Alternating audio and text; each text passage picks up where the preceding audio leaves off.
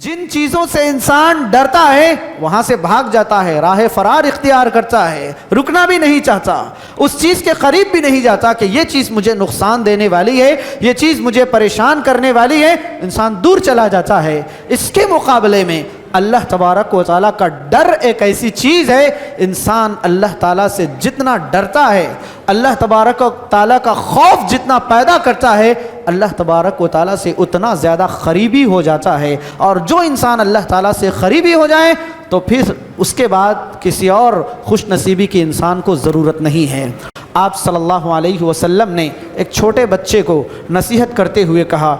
اے میرے بچے، اے پیارے بچے، ایک بات اچھی طرح جان لے، اگر سارے لوگ بھی مل کر تمہیں فائدہ پہنچانا چاہیں تو اتنا ہی فائدہ پہنچا سکیں گے جتنا اللہ نے تمہاری تقدیر میں پہلے سے لکھ دیا ہے،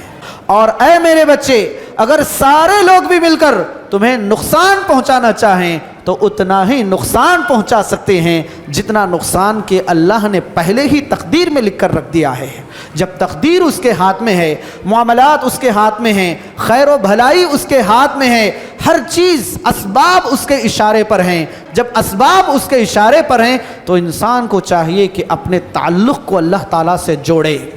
تعلق کو اللہ تعالیٰ سے جوڑے، اللہ تعالیٰ کی رسی کو مضبوطی سے تھام لے، توحید پر عمل کرے، اللہ کے احکام پر عمل کرے۔ وہ ایک سجدہ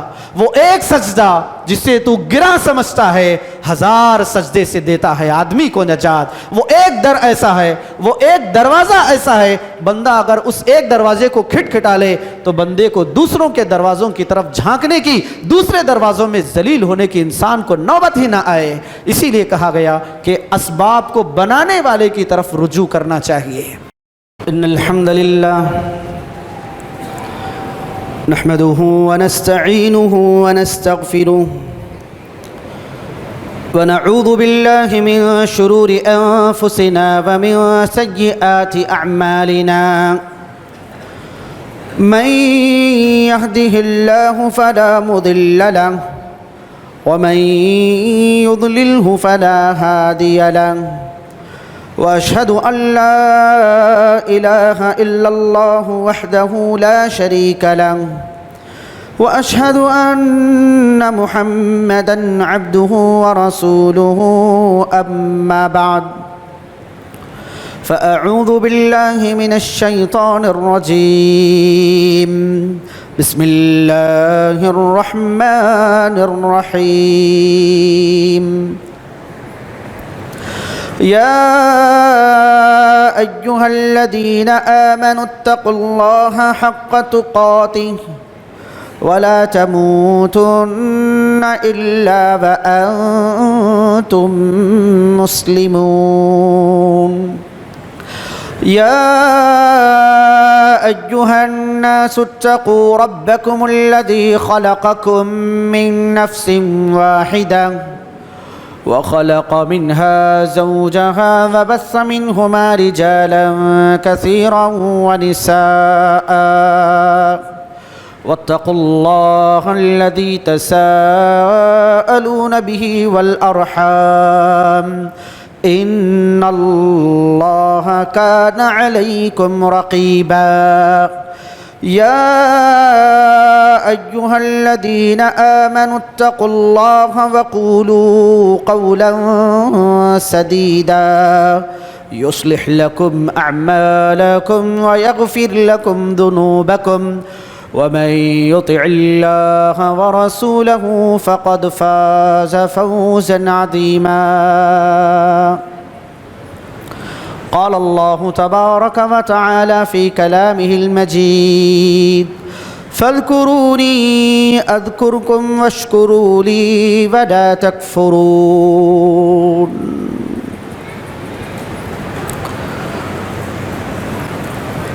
معزز حاضرین کرام، ایک بات جو مجھے اور آپ کو اچھی طرح معلوم ہونی چاہیے کہ ہر قسم کی تعریف، ہر قسم کی بڑائی، کبریائی، حمد و ثنا، ہماری تمام عبادتیں، ہماری زندگی کی ساری کوششیں، یہ سب کے سب ہمارا جینا، ہمارا مرنا، ہماری زندگی، ہماری موت، ہماری محبتیں، ہماری نفرتیں، ہمارے فائدے، ہمارے نقصان، یہ سب کے سب اسی اللہ وحدہ لا شریک کے لیے لائق و زیبا ہیں، جو ساری کائنات کا اکیلا پروردگار ہے۔ لاکھوں درود و سلام، رحمتیں اور برکتیں نازل ہوں سارے ہی انبیاء کرام پر، بالخصوص فدا ہو ابی و امی جناب محمد الرسول اللہ صلی اللہ علیہ وسلم پر، جن کو اللہ تبارک و تعالیٰ نے سارے جہانوں کے لیے نبی رحمت بنا کر دنیا میں مبعوث فرمایا۔ حاضرین کرام، آج کے اس مختصر سے خطبے میں ہم جاننے کی کوشش کریں گے، اللہ تعالیٰ ہمیں عمل کی توفیق عطا فرمائے، ہم جاننے کی کوشش کریں گے کہ ایک انسان ہونے کے ناطے، ایک بندہ ہونے کے ناطے ہم پر ہمارے رب کے کیا حقوق واجب ہوتے ہیں، ایک بندہ ہونے کے ناطے ایسے کون سے آداب ہیں جو اللہ تبارک و تعالیٰ کی جناب میں، اللہ تبارک و تعالیٰ کے حضور میں ہمیں بجا لانے چاہیے، ایک بندہ مومن ہونے کے ناطے ہم پر کیا ذمہ داری عائد ہوتی ہے۔ اللہ تبارک و تعالیٰ کا ایک عاجز بندہ ہونے کے ناطے میرے اور آپ کے اوپر کیا ایسے آداب ہیں، کیا ایسے طریقے ہیں، کیا ایسی ذمہ داریاں ہیں جن کو انجام دے کر ہم اللہ تبارک و تعالیٰ کے قریب ہو سکتے ہیں۔ میں نے آپ کو سورۃ البقرہ سے ایک آیت کریمہ پڑھی ہے، اللہ تبارک و تعالیٰ نے بیان فرمایا فَاذْكُرُونِي أَذْكُرْكُمْ وَاشْكُرُوا لِي وَلَا تَكْفُرُونَ، اے میرے بندوں تم مجھے یاد کرو میں تمہیں یاد کروں گا، تم مجھے یاد کرو میں تمہارا تذکرہ کروں گا، تمہیں یاد رکھوں گا، اور میرے شکر گزاری کرو، میری نافرمانی مت کرو۔ حاضرین کرام، معلوم ہوا کہ اللہ تبارک و تعالیٰ نے ہم سے مطالبہ کیا ہے، اللہ تعالیٰ نے ہم سے مطالبہ کیا ہے، اللہ تعالیٰ نے ہم سے اس چیز کا، اللہ تبارک و تعالیٰ نے ہم سے اس چیز کی یوں سمجھیے کہ حکم دیا ہے کہ ہم اللہ تبارک و تعالیٰ کے احکام کو بجا لائیں تو ہی اللہ تبارک و تعالیٰ ہمارا بھی خیال کرے گا۔ ہم ایک بندہ ہونے کے ناطے اپنی ذمہ داریاں ادا کریں گے تو اللہ تبارک و تعالیٰ بھی رب ہونے کی ذمہ داریاں ہم پر ادا کرے گا۔ ہم اگر اللہ تبارک و تعالیٰ کو بھول جائیں گے، پروردگار سے تعلق کو کمزور کر لیں گے، تو اللہ تبارک و تعالیٰ نے بھی بیان فرمایا وَلَا تَكُونُوا كَالَّذِينَ نَسُوا اللَّهُ فَأَنسَاهُمْ أَنفُسُهُمْ، کہ تم ان لوگوں کی طرح نہ ہو جانا جنہوں نے اللہ تعالیٰ کو بھلا دیا، جنہوں نے اللہ تبارک و تعالیٰ کو بھلا دیا، تم ان لوگوں کی طرح نہ ہو جانا۔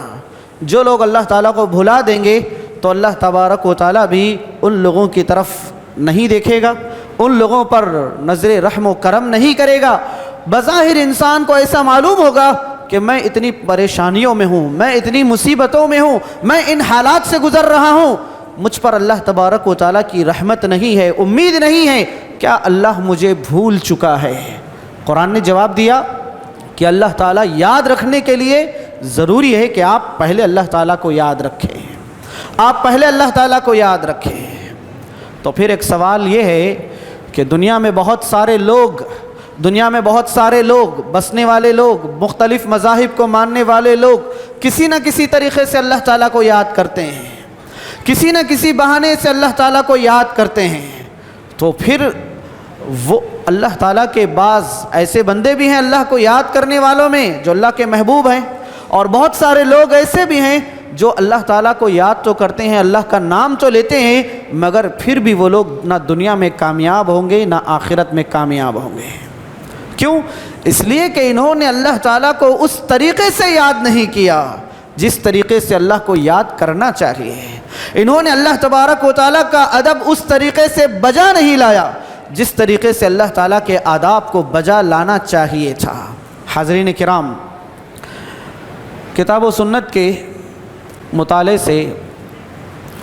3 باتیں ہمیں اس سلسلے میں معلوم ہوتی ہیں۔ ایک بندہ ہونے کے ناطے،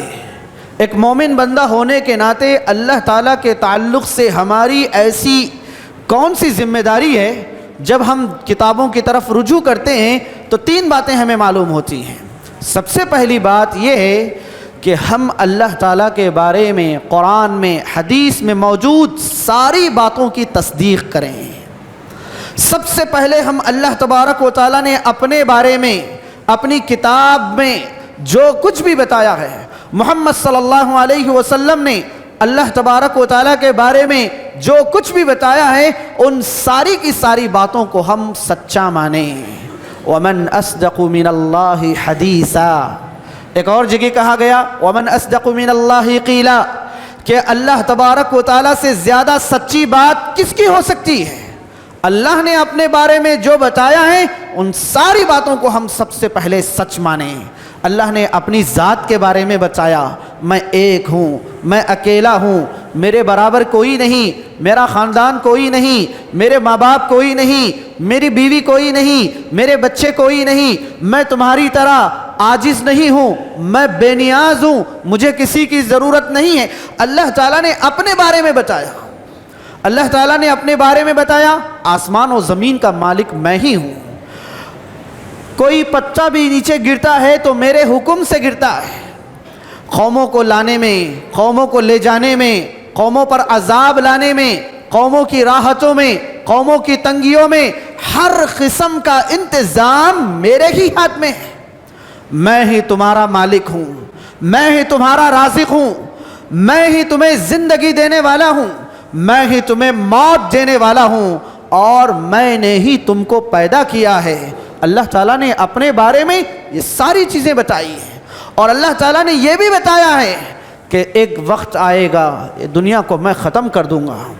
آسمان کو بھی ختم کر دوں گا، زمین کو بھی ختم کر دوں گا، ایک ایسا دن میں لاؤں گا جسے یوم الدین کہا جاتا ہے، اس روز جزا کا میں مالک ہوں، اس دن میں لوگوں کو ان کی نیکیوں کا بدلہ دوں گا، اس دن میں برے لوگوں کو ان کی برائی کا بدلہ دوں گا، میں اپنے بندوں سے حساب لوں گا، میں ان کو پل صراط سے گزاروں گا۔ قرآن و حدیث میں ساری باتیں اللہ تعالیٰ کے بارے میں بتائی گئی ہیں، جو باتیں علم غیب سے بھی تعلق رکھتی ہیں، بہت ساری باتیں اللہ تبارک و تعالیٰ کی ذات سے بھی تعلق رکھتی ہیں۔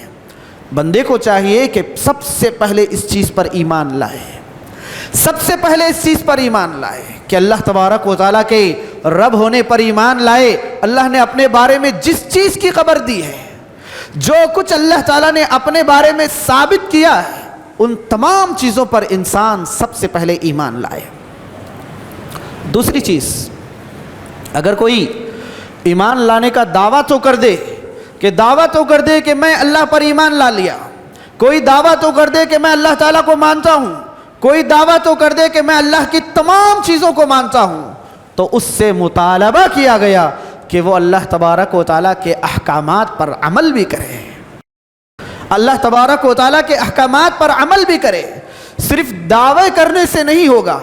بلکہ عمل کی دلیل کے ذریعے اپنے دعوے کو ثابت کرنا ہوگا۔ کوئی دوست اگر کہہ دے کہ میں تمہارا دوست ہوں، تو صرف دوستی کا دعویٰ کرنا کافی نہیں ہوگا، بلکہ اس کے لیے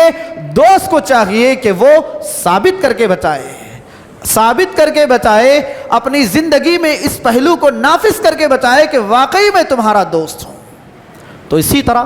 دوسری بات یہ ہے کہ اللہ تعالیٰ کے احکام پر عمل کرنا، اللہ تعالیٰ کے احکام سے روگردانی اختیار نہیں کرنا، اللہ تبارک و تعالیٰ کے احکام سے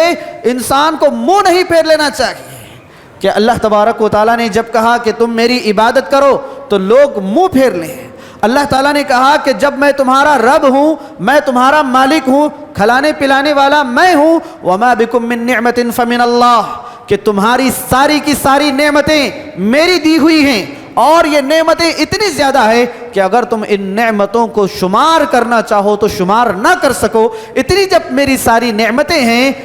تو پھر وَأَنَا رَبُّكُمْ فَاعْبُدُونَ وَأَنَا رَبُّكُمْ فَاتَّقُونَ۔ اللہ تبارک و تعالیٰ کا یہ مطالبہ ہے کہ میں تمہارا رب ہوں، میں تمہارا رب ہوں، مجھ سے ڈرو، میں تمہارا رب ہوں، میری عبادت کرو۔ کہا گیا ان کنتم ایاہ تعبدون، اگر تم واقعی معنوں میں اللہ تبارک و تعالیٰ سے کی عبادت کا دعویٰ کرتے ہو تو اللہ تعالیٰ ایک اکیلے اللہ کی عبادت کرو۔ کفار و مشرکین کا یہی معاملہ تھا، اللہ تعالیٰ کو رب تو مانتے تھے،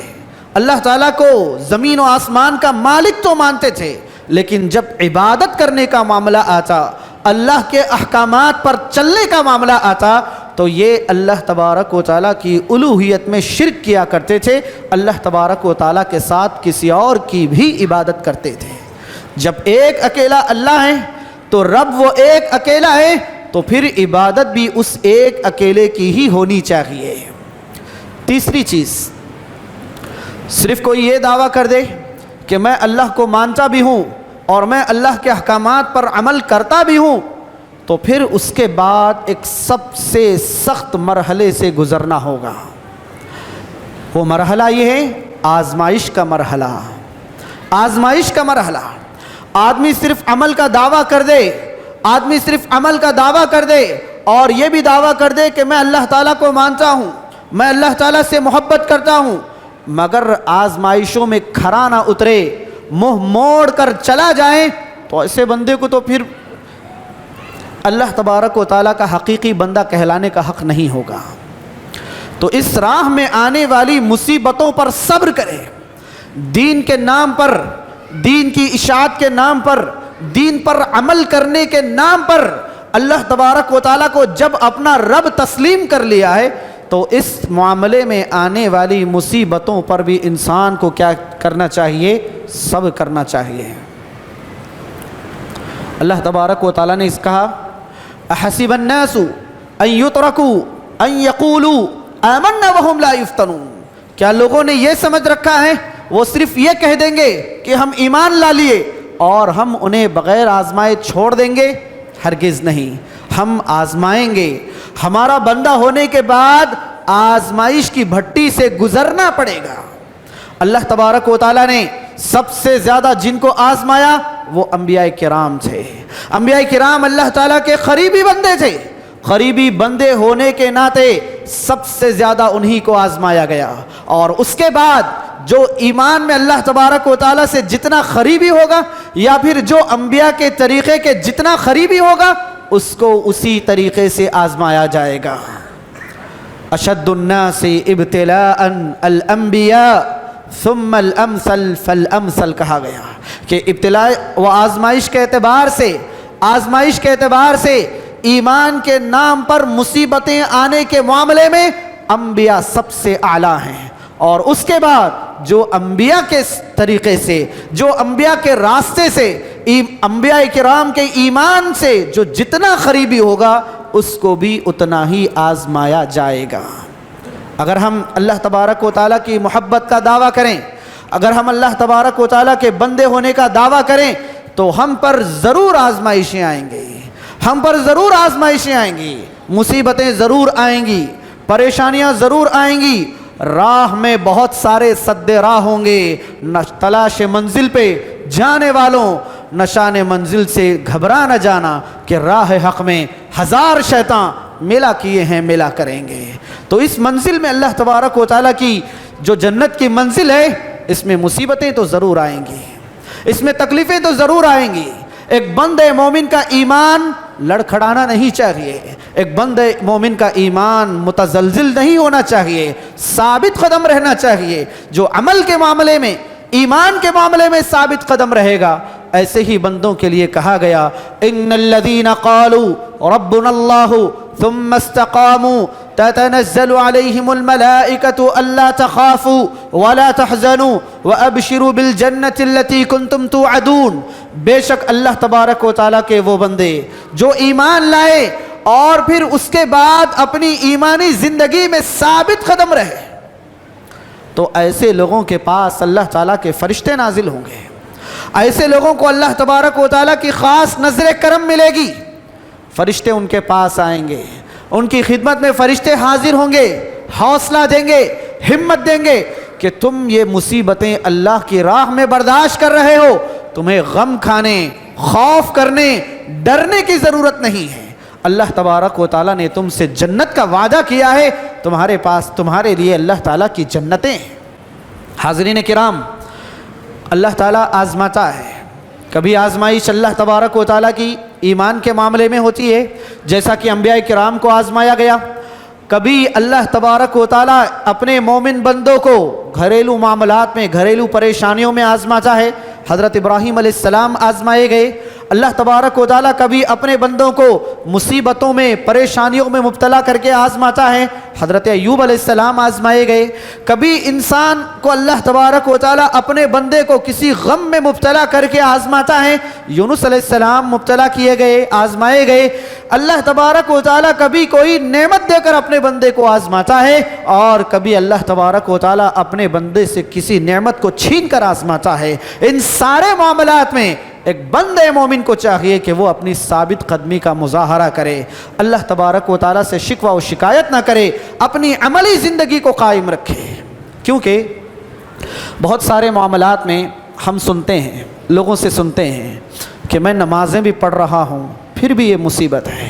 میں فلاں بھی کام کر رہا ہوں پھر بھی میرے ساتھ یہ معاملہ ہے, میں اللہ تعالیٰ کی عبادت بھی کر رہا ہوں اللہ تعالیٰ پھر بھی میرے ساتھ یہ کر رہا ہے. بلکہ کہا گیا کہ اللہ تبارک و تعالیٰ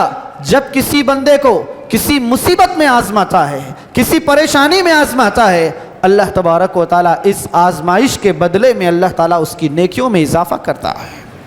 بلکہ ایک اور حدیث میں کہا گیا کہ اللہ تبارک و تعالیٰ اپنے بندے مومن کے لیے, اپنے خاص بندے کے لیے اللہ تعالیٰ نے جنت میں ایک مقام بنایا. اللہ تبارک و تعالیٰ نے اپنے ایک خاص بندے کے لیے مثال کے طور پر جنت میں ایک اونچا مقام بنایا, مگر بندے کا عمل اتنا نہیں ہے کہ وہ اپنے عمل کے ذریعے اللہ کے بنائے گئے مقام کو پہنچ سکے. اس کے بعد آپ صلی اللہ علیہ وسلم نے بیان فرمایا اللہ تبارک و تعالیٰ اپنے بندے کو دنیا میں مصیبتوں میں مبتلا کرتا ہے, اپنے بندے کو آزماتا ہے کہ آیا میرا بندہ میری آزمائش پر صبر کرتا ہے یا نہیں. بندہ جب اللہ تعالیٰ کی آزمائش پر صبر کرتا ہے اللہ تعالیٰ اس کو اتنا بلند درجہ دے دیتا ہے, جو درجہ اللہ نے اپنے بندے خاص بندے کے لیے تیار کیا تھا اللہ تعالیٰ اس بندے کو وہ درجہ دے دیتا ہے جو اللہ کی مصیبتوں پر صبر کرتا ہے. تو حاضرین کرام, اللہ تعالیٰ سے تعلق کے معاملے میں ایک اور چیز بتائی گئی, ثانوی چیزیں بہت ساری ہیں. ایک اور چیز بتائی گئی کہ بندہ اگر چاہتا ہے کہ اللہ تعالیٰ میری مصیبتوں میں مجھے یاد رکھے, میری پریشانی کے ایام میں اللہ تعالیٰ مجھے یاد رکھے, تو کیا ہوگا, کیا کرنا چاہیے. کہا گیا کہ تعرف الی اللہ فی الرخاء یعرفک فی الشدہ, کہ اگر تم چاہتے ہو کہ اللہ تعالیٰ تمہیں مصیبت میں یاد رکھے, تمہاری پریشانیوں میں اللہ تعالیٰ تمہیں یاد رکھے, تو لازم ہے کہ تم اپنی خوشیوں میں اللہ تعالیٰ کو یاد رکھو. اللہ تعالیٰ کو اگر تم چاہتے ہو کہ تم کو کوئی پریشانی آ گئی فوراً اللہ کی مدد آ جائے, تم چاہتے ہو کہ اللہ تعالیٰ غیب سے تمہاری مدد کر دے, کہا گیا کہ فر رخاء, اپنی خوشحالی کے دنوں میں, اپنے اچھے دنوں میں اللہ کو یاد رکھو. انسان بڑا جلد باز ہے, وَكَانَ الْإِنسَانُ عَجُولًا, انسان بڑا جلد باز ہے, انسان صبر نہیں کرتا, اور انسان چاہتا ہے کہ اللہ کی مدد مجھے مل جائے, اللہ کی مدد کے شامل حال ہو جاؤں, یا اللہ کی مدد میرے شامل حال ہو جائے. کہا گیا کہ خوشیوں میں اللہ تعالیٰ کو یاد رکھو, مصیبتوں میں اللہ تعالیٰ تمہیں یاد رکھے گا. ایک اور چیز یہ بھی بتائی گئی کہ آدمی کو چاہیے کہ اپنے معاملات میں سبب کے بجائے جو سبب بنانے والا ہے اس کی طرف انسان رجوع کرے, اسباب کے بجائے مسبب الاسباب کی طرف رجوع کرے.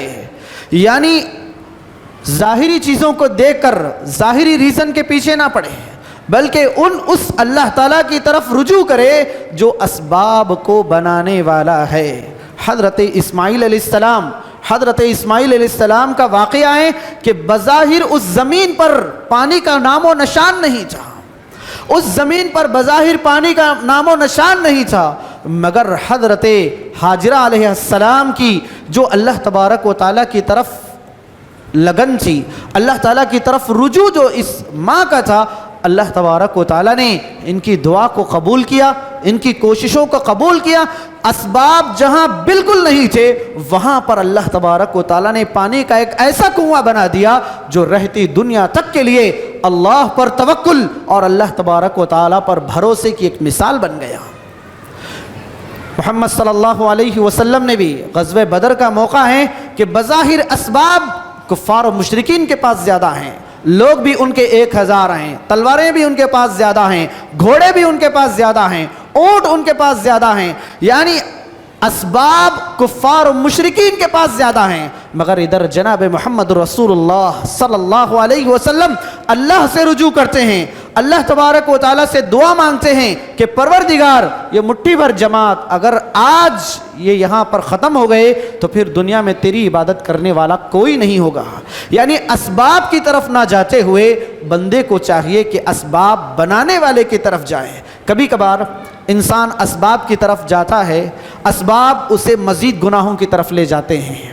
اسباب کی طرف انسان جاتا ہے، ظاہری چیزوں کی طرف انسان جاتا ہے تو ظاہری چیزیں انسان کو اور زیادہ الجھا کر رکھ دیتی ہیں۔ جو مسئلہ سلجھنے والا ہو، جو مسئلہ بننے والا ہو، ظاہری اسباب کو اور زیادہ بگاڑ دیتے ہیں۔ اسی لیے ایک بندے مومن کو چاہیے کہ اپنی مصیبتوں میں، اپنی پریشانیوں میں اللہ تعالیٰ کی طرف رجوع کرے، جو کہ اسباب کو بنانے والا ہے، جو کہ راستوں کو ہموار کرنے والا ہے۔ وہ ایک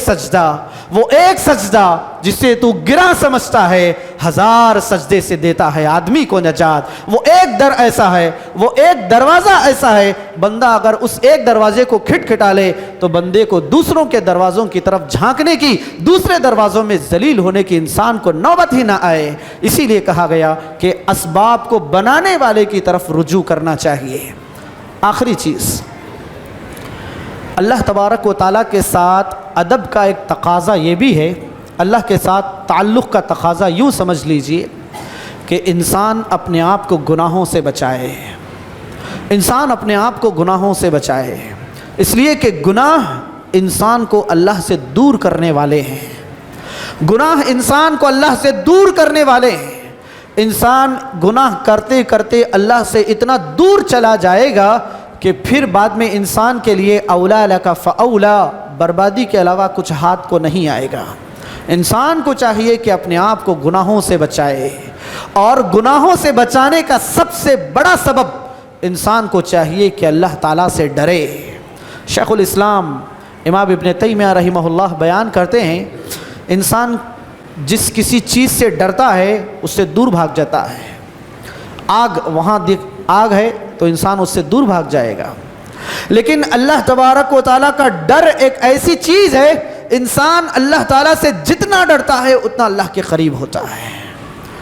ظاہری چیزوں میں، مادی چیزوں میں، دنیاوی چیزوں میں جن چیزوں سے انسان ڈرتا ہے وہاں سے بھاگ جاتا ہے، راہ فرار اختیار کرتا ہے، رکنا بھی نہیں چاہتا، اس چیز کے قریب بھی نہیں جاتا کہ یہ چیز مجھے نقصان دینے والی ہے، یہ چیز مجھے پریشان کرنے والی ہے، انسان دور چلا جاتا ہے۔ اس کے مقابلے میں اللہ تبارک و تعالیٰ کا ڈر ایک ایسی چیز ہے، انسان اللہ تعالیٰ سے جتنا ڈرتا ہے، اللہ تبارک و تعالیٰ کا خوف جتنا پیدا کرتا ہے، اللہ تبارک و تعالیٰ سے اتنا زیادہ قریبی ہو جاتا ہے۔ اور جو انسان اللہ تعالیٰ سے قریبی ہو جائے تو پھر اس کے بعد کسی اور خوش نصیبی کی انسان کو ضرورت نہیں ہے۔ انسان کو چاہیے اپنی زندگی میں انسان کو چاہیے کہ ہمیشہ اللہ تبارک و تعالیٰ کے دربار سے جڑا رہے، ہمیشہ اپنے دل کو اللہ تبارک و تعالیٰ سے لگائے رکھے، ہمیشہ اللہ تعالیٰ سے امید رکھے، لجاجت اللہ تعالیٰ سے ہو، کیونکہ ہر قسم کا خیر اللہ کے ہاتھ میں ہے، ہر قسم کا خیر اللہ تعالیٰ کے ہاتھ میں ہے۔ آپ صلی اللہ علیہ وسلم نے ایک چھوٹے بچے کو نصیحت کرتے ہوئے کہا، یا غلام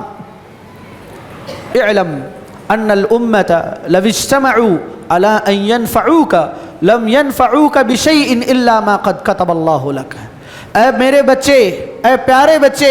ایک بات اچھی طرح جان لے، اگر سارے لوگ بھی مل کر تمہیں فائدہ پہنچانا چاہیں تو اتنا ہی فائدہ پہنچا سکیں گے جتنا اللہ نے تمہاری تقدیر میں پہلے سے لکھ دیا ہے۔ وَاعْلَمْ أَنَّ الْأُمَّةَ لَوِ اجْتَمَعُوا عَلَىٰ أَن يَضُرُّوكَ لَمْ يَضُرُّوكَ بِشَيْءٍ إِلَّا مَا قَدْ كَتَبَ اللَّهُ عَلَيْكَ۔ اور اے میرے بچے، اگر سارے لوگ بھی مل کر تمہیں نقصان پہنچانا چاہیں تو اتنا ہی نقصان پہنچا سکتے ہیں جتنا نقصان کے اللہ نے پہلے ہی تقدیر میں لکھ کر رکھ دیا ہے۔ جب تقدیر اس کے ہاتھ میں ہے، معاملات اس کے ہاتھ میں ہیں، خیر و بھلائی اس کے ہاتھ میں ہے، ہر چیز اسباب اس کے اشارے پر ہیں، کن فیکون، سارے کے سارے اسباب خطار باندھے اس کے حکم کے منتظر ہیں، پروردگار تو کن فرما دے، ہم ہونے کے لیے تیار ہیں۔ جب اسباب اس کے اشارے پر ہیں تو انسان کو چاہیے کہ اپنے تعلق کو اللہ تعالیٰ سے جوڑے، تعلق کو اللہ تعالیٰ سے جوڑے، اللہ تعالیٰ کی رسی کو مضبوطی سے تھام لے، توحید پر عمل کرے، اللہ کے احکام پر عمل کرے، اور اس راہ میں آنے والی مصیبتوں پر انسان کو صبر کرنا چاہیے کہ ہم سوچتے ہیں کہ میں توحید پرست ہوں، میں عبادت گزار ہوں، پھر بھی میرے ساتھ یہ سب کیوں ہے؟ یہ اس لیے ہے کہ اللہ تعالیٰ آپ سے محبت کرتا ہے اور اللہ تعالیٰ آپ کو آزمانا چاہتا ہے۔ یہ کچھ باتیں رہی، دعا ہے اللہ تبارک و تعالیٰ سے پروردگار مجھے اور آپ کو کہنے، سننے، غور کرنے، یاد رکھنے اور عمل کرنے کی توفیق عطا فرمائے۔